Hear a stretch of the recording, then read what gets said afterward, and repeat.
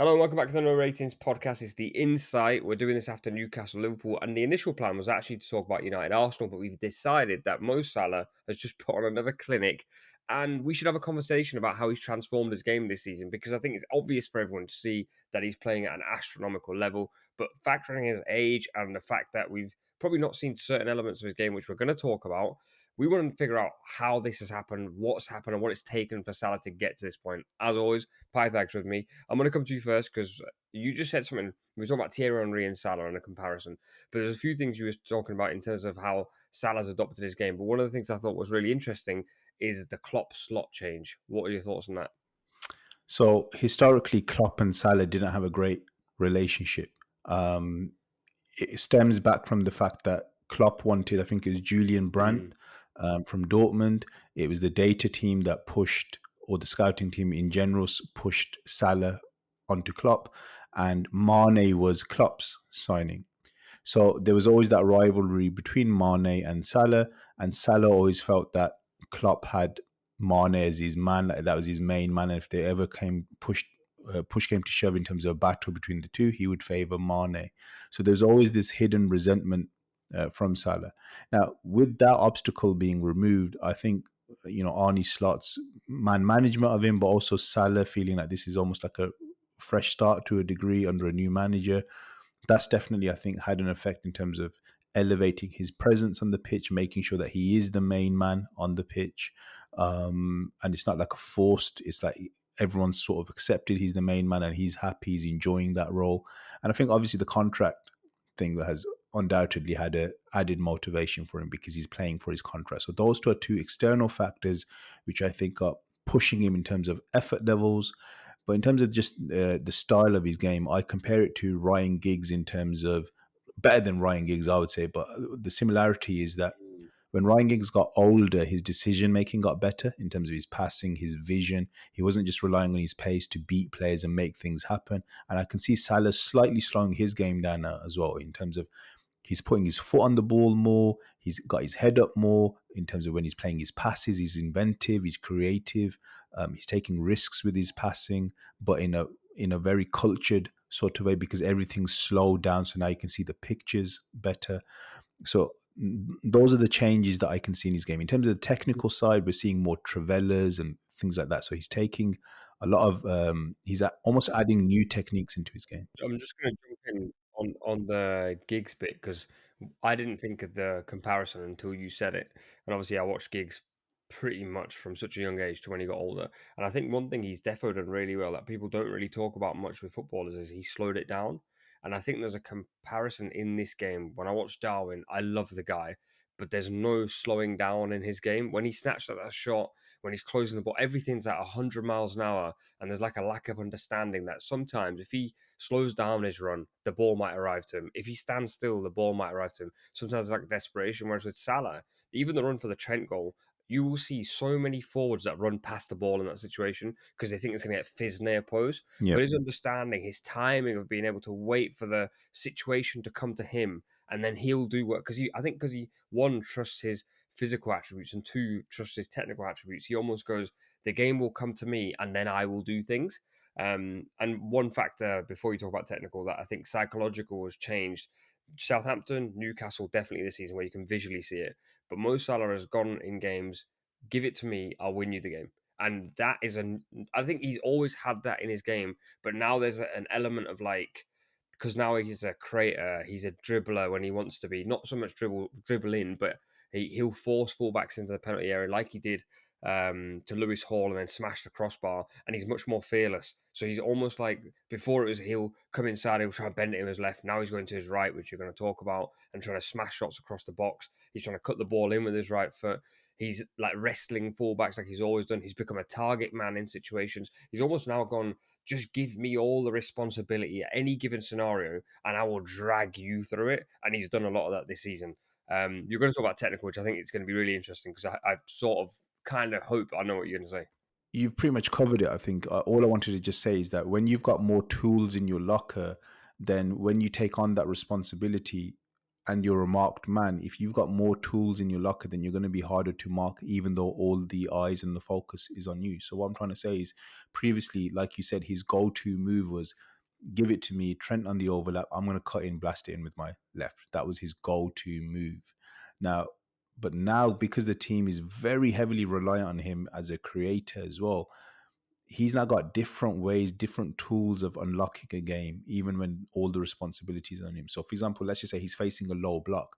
Now it's like, okay, you might have clocked onto the fact that I'm going to go onto my left foot, but now I'm going to slightly roll my foot over the ball and I'm going to hit an outside of the foot crossing, or I'm going to shimmy, go onto my right foot, and I'm going to take the shot. So now even the low set defense doesn't really know what to do with the Mo Salah at the moment, because even though he's getting no real overlaps in this system on the slot, he's now almost created new ways of playing by himself as well.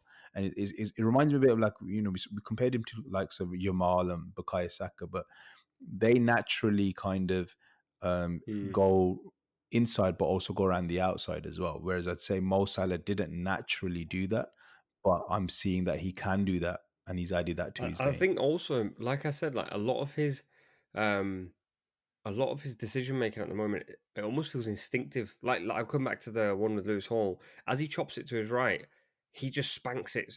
Just spanks it. Like that wasn't really a Mo Salah trait. Like I felt like he was always cultured. Like everything he did was like, when he scored that Chelsea goal when he came inside and smashed it, everyone was like, oh, he's got some laces on his boots, because he doesn't really do that. That's not really his thing. No.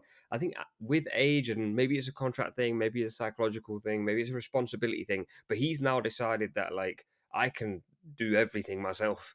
Um, Like I said, with age, also with the slowing down of the game, I remember, like, for example, Giggs, watching him in his so-called prime, his physical prime, it used to be so frustrating because obviously he burst onto the scene. He was scoring these ridiculous goals in '93, but then when he got to like '99 era, he yes, he scored that wonderful goal against mm, Arsenal, but it was kind of like it came out of nowhere because Sir Alex didn't really see him as the main player within the team.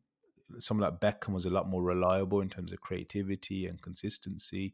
Likewise with Scholes, with Giggs, he'd run down the line and then he'd hammer across against, like, and sometimes it'd hit the first man, but then sometimes it'd be a wonderful cross. But there was no consistency. When he started to slow down, the consistency of his passing, suddenly you started seeing him mm. playing in centre mid, and he was hitting like these, like he would start hitting Travellas, and you started to see this whole cultured side of Giggs that you never really saw in the '90s when he was just trying to abuse his pace. And I feel like with Salah, one thing that we spoke about when we got into this call was, I said that the first time I ever saw him at Basel, I watched it live against Spurs.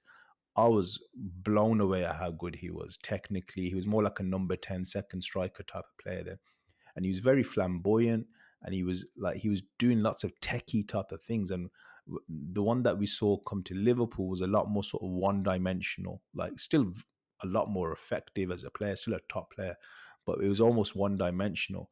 Now we're seeing like a much more fully fledged version of Mo Salah that combines the experienced big player that we know from Liverpool with the inner child that he had from Basel, and that's really nice to see. It's such a good development cycle, I think, because I think you described it as like you wanted to see it combined, to see like a roided Mo Salah, and I Yeah, think we're seeing that now. Like 100%.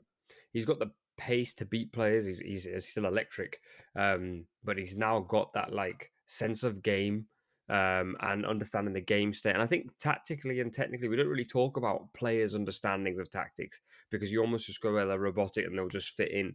But think about how many, like João Felix, primary example, wonderful technician. Tactically, he just doesn't fit in with any team because he doesn't understand half his responsibilities. When you look at Salah, and this is definitely something I want to talk about, and I think you'll have a better understanding of this than me, being an ex-coach. I think from what I can see, Liverpool are finding more ways to get the ball to him. Whereas I think under Klopp, it was a bit more one dimensional. It'd be Van Dijk spreading it, or Trent going around him. As you mentioned, Trent very rarely goes around him now. Bradley does it more often. Um, what do you think Slot's like? Where's Slot's hand in this tactical tweak? So I think it comes back to the fact that now Salah is given more license to do more things with the ball.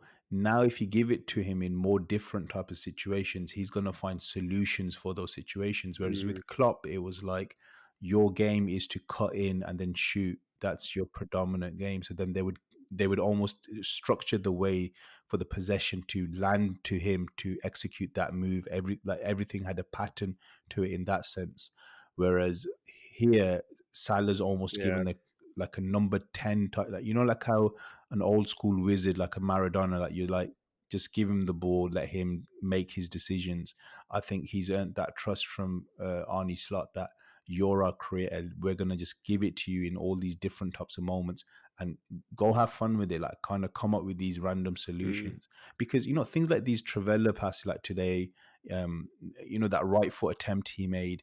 You can't really coach that. That's not really a pattern of play. That's like just pure genius happening. But you, if you give faith to a player like that of that ability, and you give him the license to express himself, then you're going to start seeing these things happen. So in a way, it is Slot allowing that to happen, but it's also Mo taking on that mantle and having those things in his locker because some of the level of technical execution mm, needed to pull off those things, it's of a very high level.